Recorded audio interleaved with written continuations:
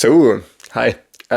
I feel like today might be a good time to lay down a few design principles for this project, just to help me stay consistent with my style over time.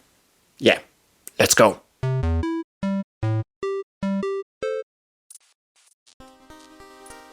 Let's talk about proportions first. Here I will follow the simple guideline: a little bigger is probably a little better, meaning that all the assets will typically be a little too big in relation to the characters, which complements the cartoony vibe I'm going for. And speaking of cartoony, all characters and assets will have a dark and prominent outline, with darker outlines for characters and points of interest within a scene, and lighter outlines for background elements.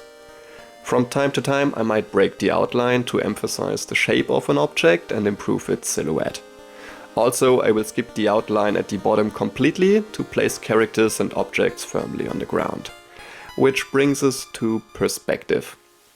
With the character being pretty much frontal, I could not go full classic RPG top-down perspective here. So instead I chose an angle of approximately 15 to 20 degrees, which creates a 1:4 ratio between the top and front face of an object.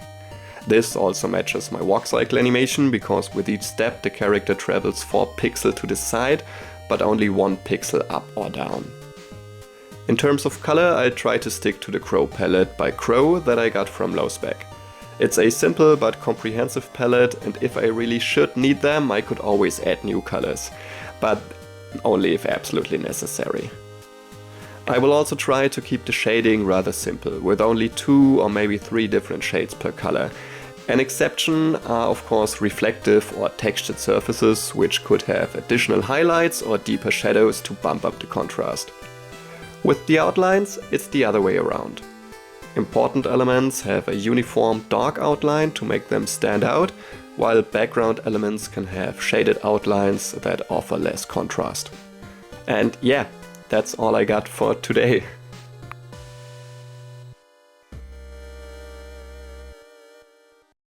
So, with these 5 principles in place, I feel like I could approach this project in a more structured way and make sure to keep a consistent style over time.